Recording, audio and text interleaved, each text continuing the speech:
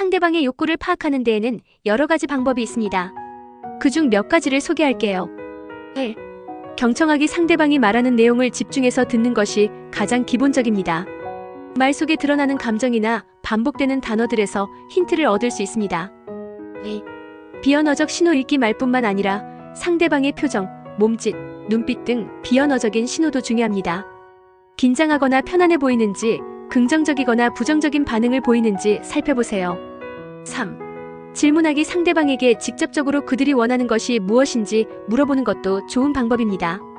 무엇이 가장 중요하나요? 어떤 점이 당신에게 중요한가요? 와 같은 질문을 통해 욕구를 명확히 알 수 있습니다. 4. 배경 파악하기. 상대방의 환경이나 상황을 고려해 그들이 필요로 하는 것을 추론할 수 있습니다. 예를 들어 직장에서 스트레스를 많이 받는다면 휴식이나 안정감을 원할 수 있습니다. 5. 공감하기. 상대방의 감정을 공감하고 이해하려는 태도를 취하면 그들이 무엇을 원하는지 자연스럽게 드러나게 됩니다. 공감을 통해 신뢰를 쌓고 그들의 진짜 욕구를 알 수 있습니다. 경청은 인간관계에서 중요한 소통의 기술 중 하나입니다. 단순히 상대방의 말을 듣는 것만으로 끝나는 것이 아니라 그들의 감정과 욕구를 이해하는 데 중요한 역할을 합니다. 경청이 왜 중요한지, 그리고 그 과학적인 근거를 살펴보겠습니다. 1. 경청이란 무엇인가? 경청 액티브 리서닝은 단순히 상대방의 말을 듣는 것이 아니라 그들의 감정, 의도, 의미를 적극적으로 이해하려는 과정입니다. 이는 일반적인 청취와는 다르며 경청자는 상대방의 말에 집중하고 질문하거나 피드백을 주면서 그들의 말을 더 잘 이해하려고 합니다. 2. 경청의 뇌과학적 기초. 경청은 뇌에서 여러 신경학적 과정을 활성화시킵니다. 연구에 따르면 우리가 누군가의 말을 들을 때 뇌는 여러 영역을 동시에 활성화시킵니다. 특히 언어 처리 영역, 브로카 영역, 웨르니케 영역과 감정 처리 영역, 편도체, 내측 두엽이 중요한 역할을 합니다. 언어 처리 영역. 상대방의 말을 이해하기 위해 우리가 사용하는 뇌의 영역입니다. 이곳은 말의 의미를 분석하고 그에 대한 반응을 생성하는 데 필요합니다. 감정 처리 영역. 경청 중 상대방의 감정을 이해하려면 이 영역이 활성화됩니다. 상대방의 감정을 제대로 파악하려면 단지 말의 내용만이 아니라 그들이 전달하려는 감정까지 읽어야 합니다. 연구에 따르면 공감적 경청을 할 때 우리의 뇌는 상대방의 감정에 반응하는 방식이 달라집니다. 즉, 상대방의 감정에 맞춰 뇌가 반응하며 이는 그들이 느끼는 감정에 대한 이해도를 높이고 더 나아가 그들의 욕구를 파악하는 데 중요한 역할을 합니다. 3. 경청이 관계에 미치는 영향. 경청은 신뢰를 형성하는 중요한 요소로 작용합니다. 2010년 제임스 C. 머크라스키 교수의 연구에 따르면 신뢰는 관계에서 중요한 역할을 하는데 상대방이 자신에게 충분히 관심을 기울이고 있다고 느낄 때 신뢰가 증가한다고 합니다. 경청을 통해 상대방은 자신이 존중받고 있다고 느끼며 이는 관계를 더욱 돈독하게 만듭니다. 또한 경청은 상대방이 말하는 내용뿐만 아니라 그들의 숨겨진 욕구와 감정을 이해하는 데 중요한 도구로 작용합니다. 심리학자 칼 라저즈는 경청은 단순히 듣는 것만이 아니라 상대방의 감정을 정확히 이해하고 그들이 원하는 바를 파악하는 과정이라고 강조했습니다.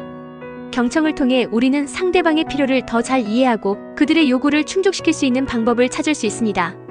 4. 경청과 공감의 차이. 경청과 공감은 밀접하게 연결되어 있지만 두 개념은 다릅니다.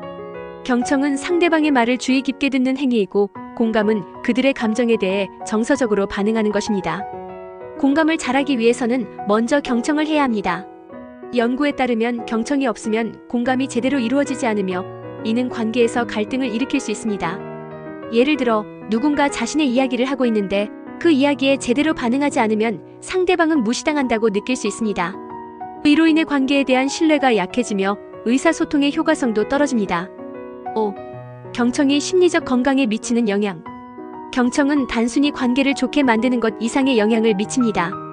심리학자 잔 가트머는 부부관계에서의 의사소통이 잘 되는 경우 갈등이 적고 행복도가 높다고 연구한 바 있습니다. 그는 경청을 통해 감정이 안정되고 스트레스가 감소하며 더 나아가 감정적 친밀감이 형성된다고 말합니다. 이는 경청이 사람의 심리적 안정과 스트레스 완화에도 긍정적인 영향을 미친다는 것을 보여줍니다. 또한 경청은 자기 존중감을 높이는 데에도 중요한 역할을 합니다. 사람들은 자신이 잘 들려지고 있다는 느낌을 받을 때 자신의 감정과 욕구가 중요하다고 느끼며 이는 자존감을 높이는 데 기여합니다. 자기 존중감이 높아지면 사람들은 더 자신감 있게 의사소통을 하게 되고 건강한 관계를 유지할 수 있습니다. 6. 경청의 실용적인 이점. 경청을 잘하면 우리가 더 나은 소통을 할 수 있게 됩니다. 하버드 비즈너스 리뷰에 발표된 연구에 따르면 경청을 잘하는 리더는 직원들의 신뢰를 얻고 조직의 성과도 향상된다고 합니다.